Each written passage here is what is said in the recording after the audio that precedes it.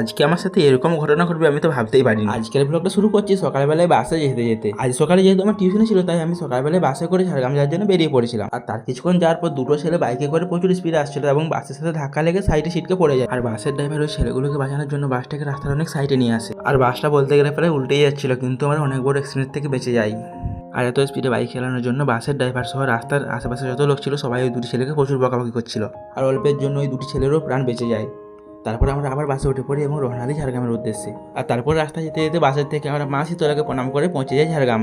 আর আজ যেহেতু স্বাধীনতা দিবস তাই রাস্তা ধারে দোকানগুলিতে জাতীয় পতাকা সহ কত রকমের সামগ্রী বিক্রি হচ্ছিল। আর তারপর বাস থেকে আমরা নেমে চলে আসি আমরা সোজা টিউশন পড়তে। আর টিউশন থেকে বেরিয়ে কিছু জিনিস কেনাকাটা ছিল, তাই বেশি দেরি না করে চলে আসি সোজা শপিং মল। আর শপিং মলে অনেকক্ষণ ঘোরাঘুরির পর শেষে আমার একটা গেঞ্জি পছন্দ হয়। আর আমার তো এই গেঞ্জিটা খুবই পছন্দ হয়েছিল। তোমরা সবাই কমেন্টে বলো গেঞ্জিটা কেমন হয়েছে। আর তারপর শপিং মল থেকে বাইরে বেরিয়ে এসে দেখি যে বৃষ্টি শুরু হয়ে গেছে। বৃষ্টিও পড়ছিল এবং হালকা হালকা রোদও দিচ্ছিল। আর আবহাওয়াটা কিন্তু হেভি সুন্দর লাগছিল। আর এরকম বৃষ্টির মধ্যে ছাতা নিয়ে চলে আসি সোজা বাস স্ট্যান্ড। আর তারপর বাসে উঠে বাড়ি আসার জন্য বেরিয়ে পড়ি। আর তারপর রাস্তার এই অসাধারণ ভিউটা দেখতে দেখতে পৌঁছে যাই বিনপুর। আর বাস থেকে নেমে যখন সাইকেল করে বাড়ি আসছি তখন আর তার কিছুক্ষণের মধ্যেই প্রচুর পরিমাণে বৃষ্টি শুরু হয়ে যায়। আর এত বৃষ্টির মধ্যে ভিজতে ভিজতে তো আমার অবস্থা বলতে গেলে প্রায় খারাপই হয়ে যায়। আর তার কিছুক্ষণের পর বৃষ্টিটা বন্ধ হতে সোজা বাড়ি চলে আসি।